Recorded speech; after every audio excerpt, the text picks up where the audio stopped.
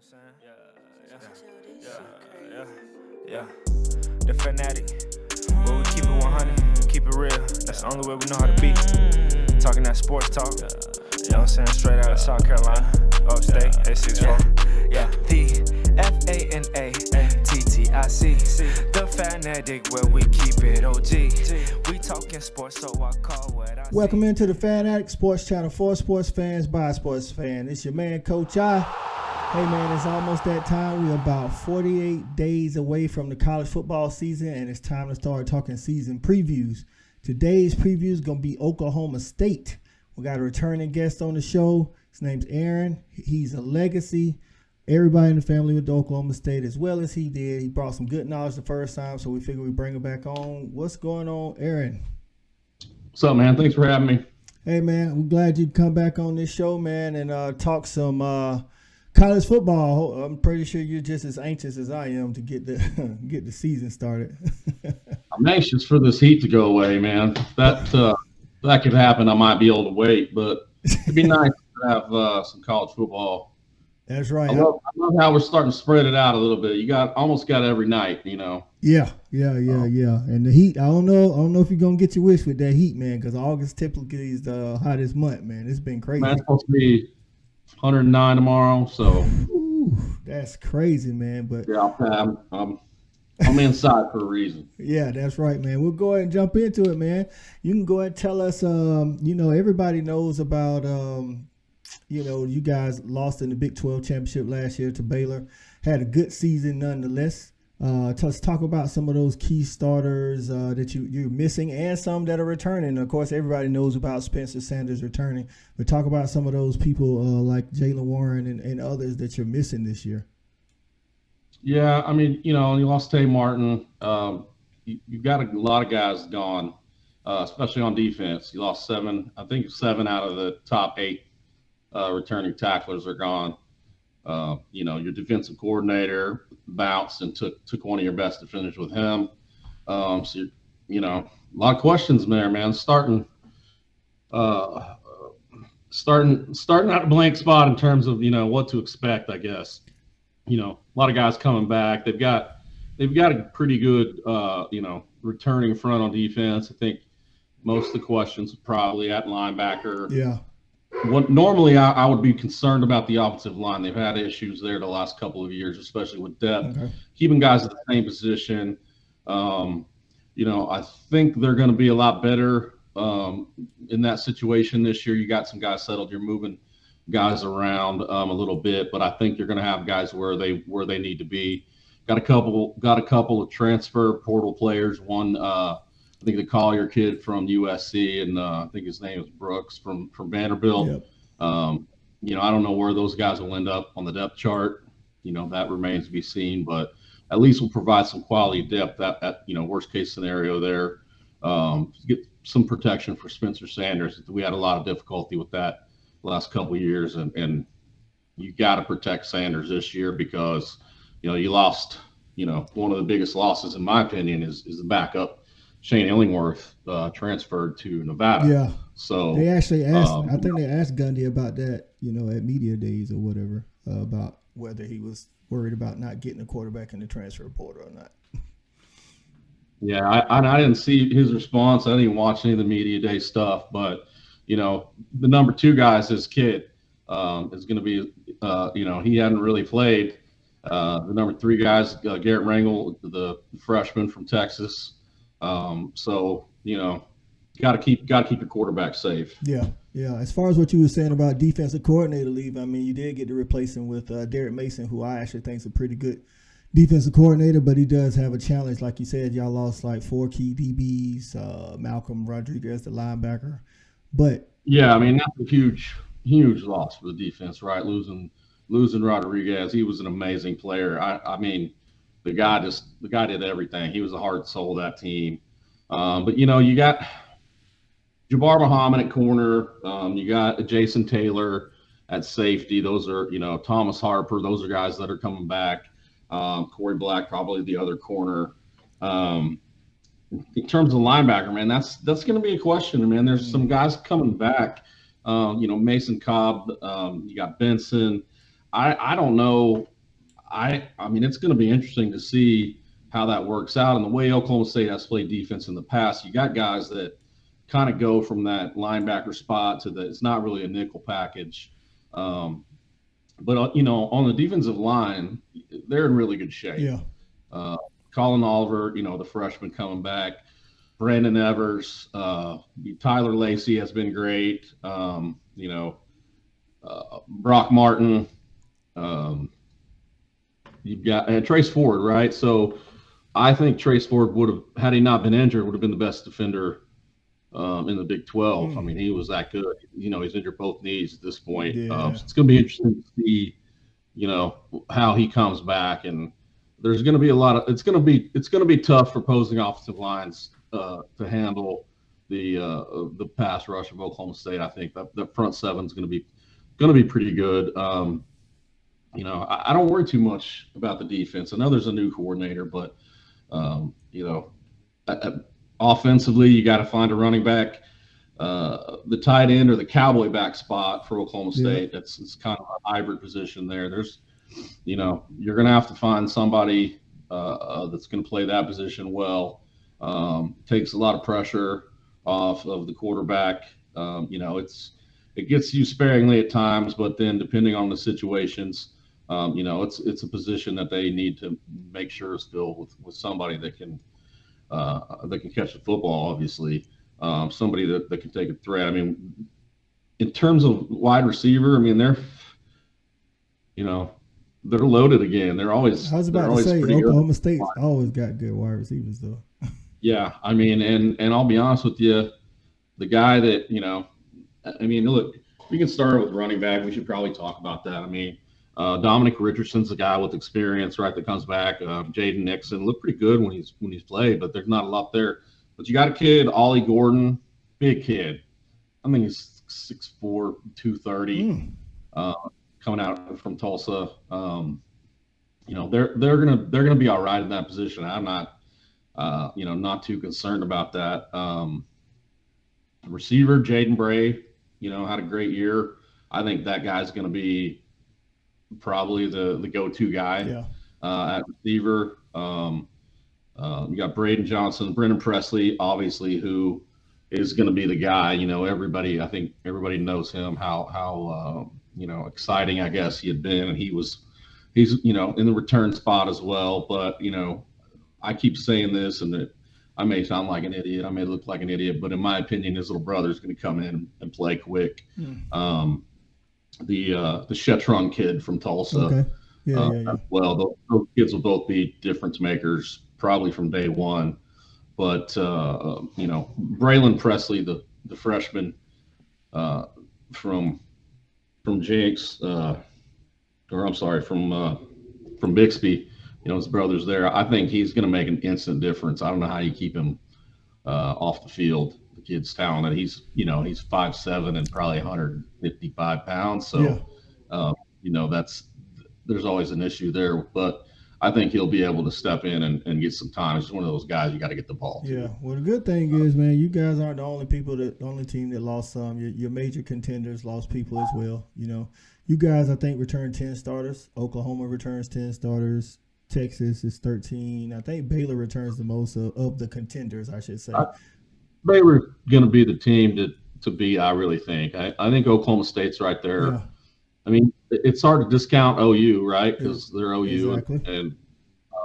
But so many new moving parts. You got a new quarterback. You've got a new coach there. I mean, there's a lot going on there. The rest of the Big 12, man, it's with the transfer portal and all the stuff that's going on, man, I feel like it's kind of hard to nail down everybody. If you're not on top of it, if you're not in the scene there and you don't know what's going on day to day, who's in and who's out, things change pretty fast. I mean, look at what changed from OU's perspective and how many guys left when they lost their that's what right. I mean, that's what I was alluding to. Is like, so even the losses that you guys, like you say, on defense, but some people lost a lot on offense that you have to face. So I agree. And everybody's losing guys like that now, and everybody's getting guys, and it's more. It's changing the game. I think it comes down to, like, how can you pick up a guy in the in the transfer portal now is more important maybe than recruiting. Sometimes, recruiting class. Sometimes it definitely is. Because you may have an immediate need. Yeah. And there's talent right now. There's a talented kid that's somewhere that he knows he's talented. He knows he can get paid. He can go somewhere where he can be recognized. So you can go out and get that guy. So, I think that changes the dynamic for sure of sports. Yeah, for sure. For Oklahoma State competing in the Big 12, I think they'll compete. For the conference championship. Will they win it? I don't know, because the one question I have, and this ain't going to be the same question everybody else has, the Spencer Sanders. Yep. Can you keep him upright? That's my thing. He's the can he get it done? Yeah. He's the preseason, all Big 12 quarterback, but he's a good quarterback, but he throws a lot of interceptions, man. He makes mistakes. That is true. And he tries to force it. And you got to, at some point, man, now's the time, right? You have to step up and say, man, I can play. I'm not going to make these same mistakes that I've made. Yeah. And the difference between them, winning the Big 12 championship and not is going to be, I think, truly come down to Spencer Sanders. Yeah, something Gundy said at Media Days actually kind of alluded to some of his turnover problems. Is somebody asked him if you guys were going to keep going up tempo, speed it up a little bit more. He said at times he felt like last year, because you had a lot of young wide receivers, that you kind of confuse yourself sometimes. And confusion can lead to interceptions, whether it's the quarterback's fault or the receiver's fault. I'm not saying it's, all on Spencer Sanders or not. I'm just saying that could kind of go into some of that. But with that said, man, let's go ahead and jump in the schedule, man, and let's see what you think about, the schedule coming down the pipe, man. The first game out the blocks is Central Michigan. I don't think there's a lot there. I think that's a good win. Well, I'll tell you what, I don't know if Mike Gundy has that game circled, but I do. Okay. They're going to win that game. Don't get me wrong. Yeah. But I think they're going to make sure that it's not in question. I don't know if you remember what happened last time they played. I was actually in Colorado Springs. I was on vacation, and I thought the game was over. And 20 minutes later, we lost, and I was like, "What? The untimed down? I don't know if you're familiar with that. They got an untimed down, ended up returning it for touchdown, and So I think, that's a win, but I think that's a game that they're gonna make sure is in hand. Yeah, it is on a Thursday. It's on September 1st, Thursday night at 7 o'clock. Yeah, they moved it up to a Thursday. Yeah, so I know the Group of Five, a lot of times they're used to playing on Thursdays, whereas majority of the Power Fives aren't used to that short week. So you could be right, but I think you guys will handle that. Then you move on to Arizona State. I'm not big on Arizona State. I actually don't think this will be a hard game for you guys, but that's totally what I think. What do you think? You got them at home though. Yeah, I think that's a game Oklahoma State should win pretty easily. Yeah, and they've got coming up after that. You got Arkansas, Pine Bluff, another win, and then you've got an open date, which is definitely needed in front of the Baylor Bears. Oh yeah, that's a week to get healthy. You've had 3 weeks of hey, we're getting our stuff together, right? Yeah. And that's going to be the biggest test of the season. You get them at home, so that's important. Well, you guys play at Waco. It's at Waco? It's at Waco. Is it? Yeah. Oh, it is at Waco. At Waco. But you guys are 3-3 in the last 6 versus Baylor, so it's kind of like up in the air, and it isn't a home field advantage type thing either. It's like you've lost some at home, won some at home, and vice versa for Baylor. So I actually think this will be a Big 12 championship preview. Tough game, man. That's going to be a tough game. That's a toss-up. Yeah. Going to Baylor makes a big difference. Oklahoma State has a pretty good home field advantage. Yeah, so then you come back home to play Texas Tech. Texas Tech, I think you guys should win this game. I think like all Big 12 teams have some offense here and there. I don't think they'll have enough in the tank unless we get back to the old Spencer Sanders where he's throwing a lot of picks at the wrong time. You know what I mean? Right. Well, yeah. That obviously we've seen that too many times. It doesn't happen, honestly, in those games. It doesn't really matter. That's what it's a pressure situation. Exactly. You got to make a play. I think sometimes he forces it, but I don't think they'll have a problem with Texas Tech. At TCU, man, I don't even know what's going on with that program. Me either, man. It's like I don't have a beat on them at all. I talked to a buddy not long ago that's an alum, and I think a lot of people not happy with what's going on up there. So And see, that's why I think you guys will win because, like I said, it's not that they don't have talent, but they just lost Zach Evans. You know what I'm saying? And then that's a huge part of their offense. And then you guys will have good offense, even though it's at TCU. I still think you guys come out with a win on that one. Yeah, I think you're right. So then you play Texas in Stillwater. Yeah, I think that's homecoming. Woo! Y'all got Texas for homecoming. Oklahoma State. I got to mention it's the world's greatest homecoming. Yeah. I don't know if you're familiar with Oklahoma State's homecoming, but it's a big deal. Wow, you got Texas for the homecoming. I did not know that. Texas, man. Texas is back. You think so? I mean, no, I don't. I mean, listen, I think they have one of the best running backs in all of college football. Oh, no. And I think they have a good wide receiver. I forget what his name, but I think he's all Big 12 worthy. But outside of that, we don't really know what Queen Ewers is going to bring to the table. And that's where it kind of ends for me. You know what I mean? Yeah. I mean, look, a lot of teams in the Big 12 can win any game on any given day. I mean, that's why you play, et cetera. Yeah. I might maybe say that in the SEC when Alabama's playing Vanderbilt at home or something. Yeah. But, I mean, Kansas beat Texas last year. So you're going to – and when they prove it to me, then I'll believe it. Yeah.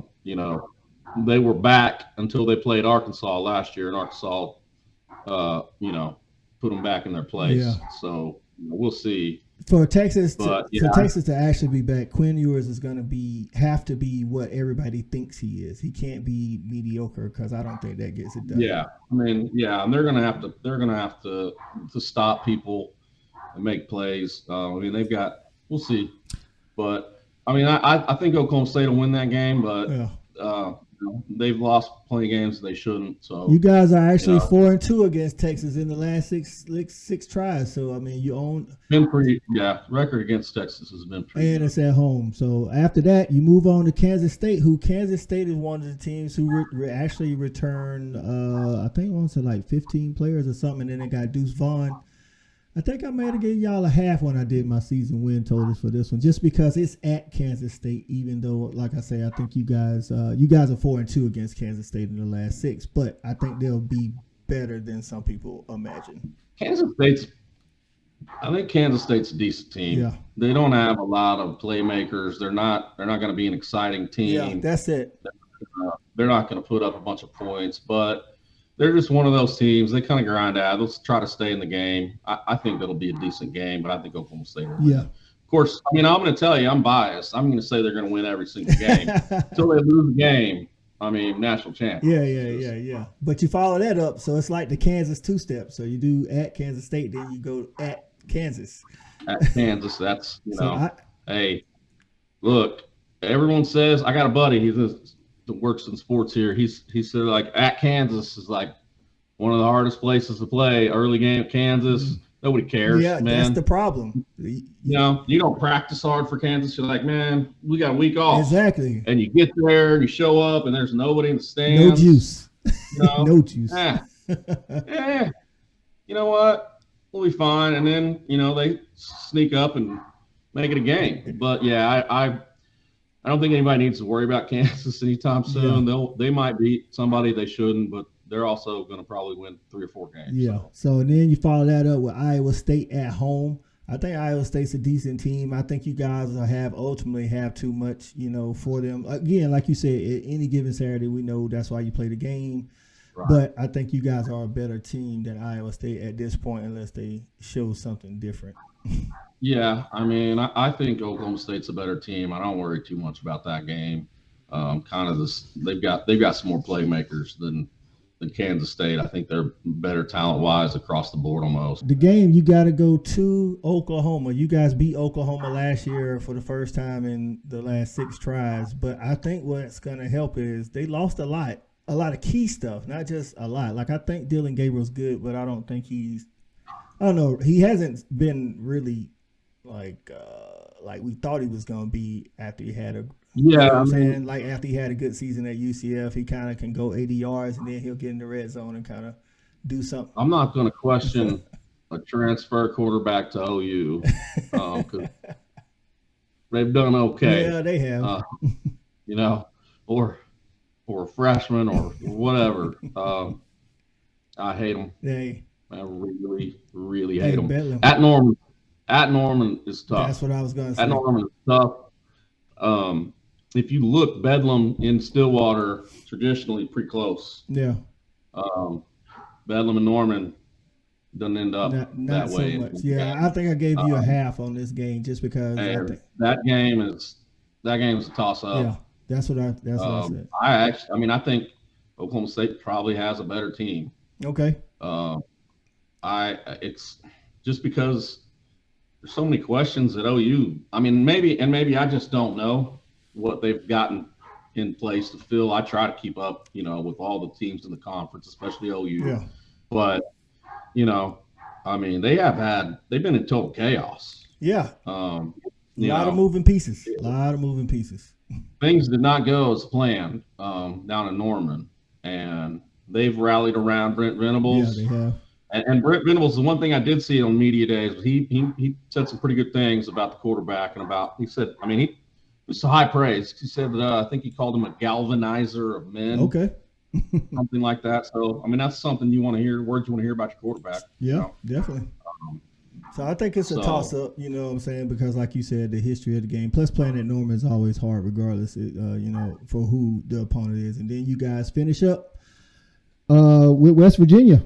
Virginia, who will be trying to break in JT Daniels, transfer from Georgia. If JT can stay healthy, he'll change. He'll make them better. The question is, can he stay healthy? And this is the last game of the season, so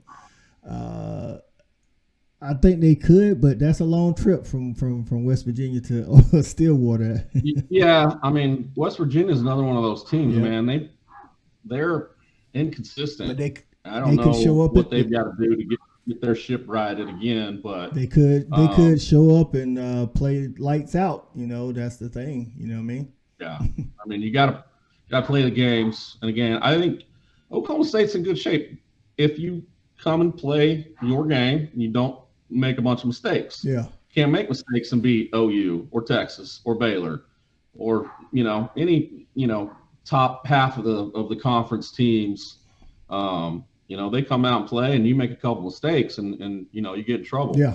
One of the benefits I think that they do have is that they can play from behind. Okay. I think they've shown that they're pretty good at playing from behind. They play that, they can hurry up and move the football. They're pretty successful at that. In fact, I hate it when they slow down, but sometimes, you got to. Yeah.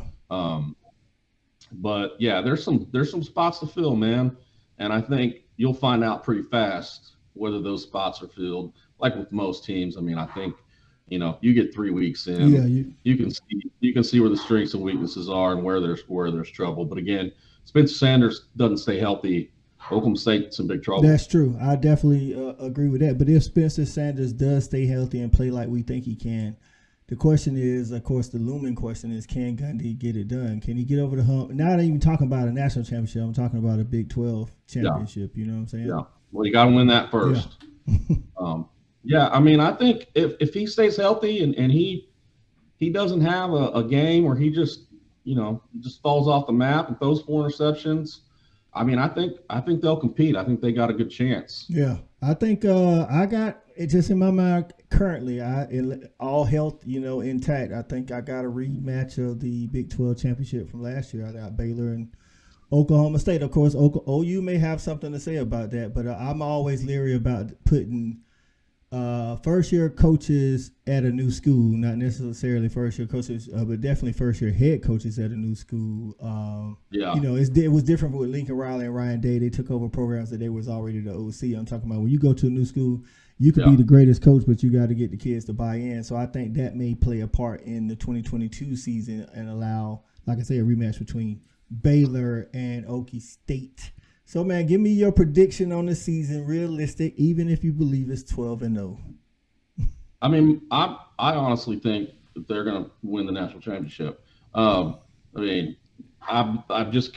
that's just the way I do until, they're going to lose. They'll probably, there's a reasonable expectation that they could lose 3 games. Okay, I think Vegas had y'all. Games are they, man? Just about any. I think Vegas season win total for y'all was 8.5. When I went through the schedule, I gave y'all 10.5 with the. Yeah, I like what the stat guy did better because I think he had us. He had y'all. He might have had us losing 1 game. Yeah. He had to play in the playoff. I like that. Yeah, he does. He has y'all as the 4th playoff team this year. I had the 10.5 with a half. Like I say, a toss up at OU, toss up against Baylor, and I actually had y'all at a toss up against Texas because I just don't know what to expect from Texas. I mean, they have the they have the talent to do it, but can they? Yeah, you know? Of course they do. Yeah, of course they do. And look, man, Baylor coaching, they got. I mean, they're in a good spot, man. So I want to, there will be a Big 12 team. I think that's going to be a contender for the playoff spots. I don't know if it'll be Baylor, Oklahoma State. It could be OU. Yeah, I mean, it could be Texas. But prove it to me first. That's my thing. Until I see it, I can't. It was the same way with me and my Bulldogs. I was like, last year in every decent game, especially against the Bama and the Florida, I could find a way for us not to win because until you see it, it's hard to believe it. You know what I'm saying? Any closing words for the Oklahoma State faithful out there? Man, you said the total wins in Vegas, I think it was 8.5. I mean, that's for an Oklahoma State fan that. Gundy has, consistently won 10 games. I mean, consistently. I'm betting that over every time, even, regardless of what injuries might or might not happen. I mean, 8.5, I'll take that. I'll take that all day. I think they're in good shape. I'm excited about the season. I may be crying after week 1, first they may get blown out by Baylor and I may just throw it in. Who knows? That's why I love college football, man. Exactly. It's an emotional roller coaster, man. Emotional roller coaster. Yeah. I think the stat guy says Gundy is kind of the equivalent of Mark Richt out west, man. It's like I know. I remember you guys making that comparison, and good coaches. I hate to make that. Hey, great man, great coach. All that stuff. Yeah. But you got to get it done. Yeah. Now's the time. Now's the time, definitely, man. So we'll get you back on for a Baylor Okie State preview. And hopefully a Bedlam preview as well, man. I mean, hopefully at that point, health is intact on the team, and you're headed. Because if the health is not intact, a lot of teams won't be looking like whatever we preview them as in the summer. Yeah, we definitely appreciate you getting back on, man. Y'all don't forget to comment, like, and subscribe. For Aaron, this is Coach I, the Fan Addict, man. We out of here. We got it jumping like it's that valley. I call my dogs out the pound, let's go eat. Turn on the Fan Addict, let's have a debate. Who really hold down the Southeast from state to state? What team hungry gonna eat everything up off they plate?